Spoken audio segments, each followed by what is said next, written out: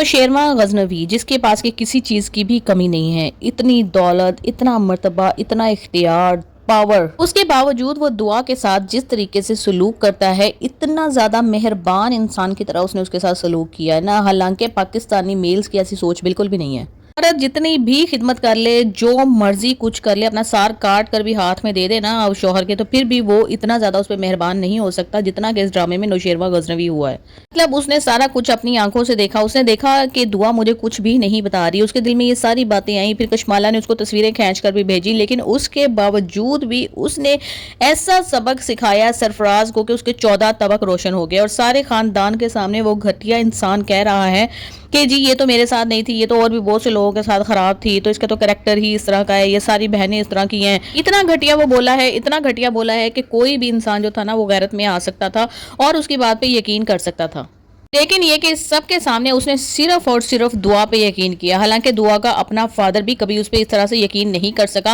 वो तब दुआ को माना है जब उसने देखा है कि इसके पास दौलत और जायदाद बहुत ज़्यादा और इसके पास एक पावर आ चुकी है, इसी वजह से उसने उसको एक्सेप्ट किया और घर में आने दिया। अदरवाइज उसके अलावा और कोई रीज़न नहीं थी, दिल से उसने कभी भी एक्सेप्ट नहीं किया था उसको, जिस तरह नौशेरमा गजनवी ने किया है। ने तो दुआ को फर्श से उठा के अर्श पर बिठा दिया। हालांकि जब वो बाहर गया हुआ था तब भी सरफराज उसके घर पे आया था, लेकिन जैसे कि उसके सर्वेंट्स ने उसको इन्फॉर्म किया कि दुआ ने उसके मुंह पे थप्पड़ मार दी थी, तो उसकी सारी की सारी गलत फहमियां दूर हो गई। उसको पता चल गया कि दुआ के दिल में सरफराज के लिए कोई जगह नहीं है और सरफराज पहले भी इसके पीछे पड़ा हुआ था। और ये बेचारी जो है ना मासूमियत में, हर लड़की जाहिर सी बात है अगर इस तरह की कोई गलती करती है तो मासूमियत में ही करती है, उसकी एज छोटी होती है, उसको नहीं पता होता कि इसके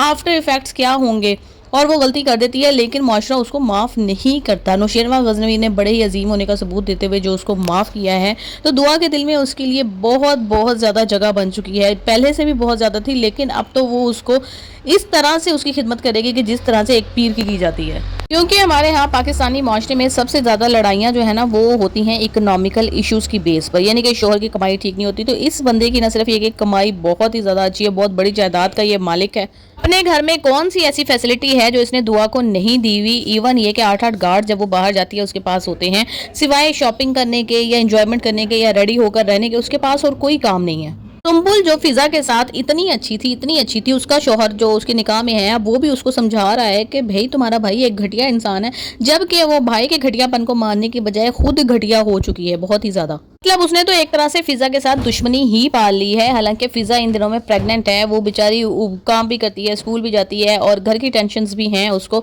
घर में आके काम करना और कोई सुकून ना मिलना, सिर्फ तानों के सिवाय एक इंसान की जिंदगी कितनी मुश्किल होती है। ऊपर से उसको पता चले कि मेरा जो एक पहले से ही घटिया शौहर था वो मजीद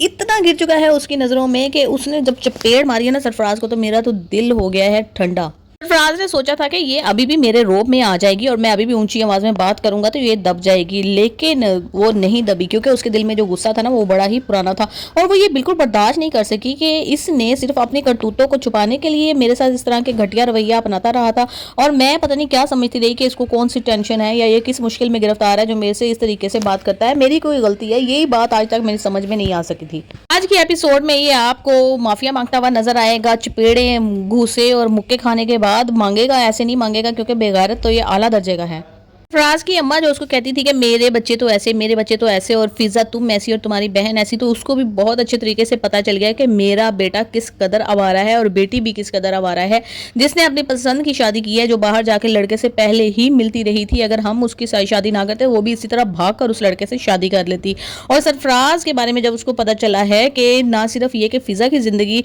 इसने खराब की है, दुआ को लेकर ये भागा है, इसने उसको बेचा है, बल्कि और पता नहीं कितनी लड़कियों के साथ ये पहले भी इसी किस्म की दरिंदगी कर चुका है, उसका तो हिसाब ही नहीं है। तो उसकी आंखें बड़ी अच्छी तरीके से खुल जाती हैं। उसको पहले भी नजर आ रहा था कि मेरे बेटे का रवैया ठीक नहीं है, बजाय ये कि उसको समझाने के और उसकी शादी के बचाने के, बहुत अच्छी तरह से कहती है कि हाँ मुझे परख है खरे और खोटे की। जब तुम्हें परख थी फिजा की, फिर तुमने उसके साथ इतना बुरा सलूक क्यों किया?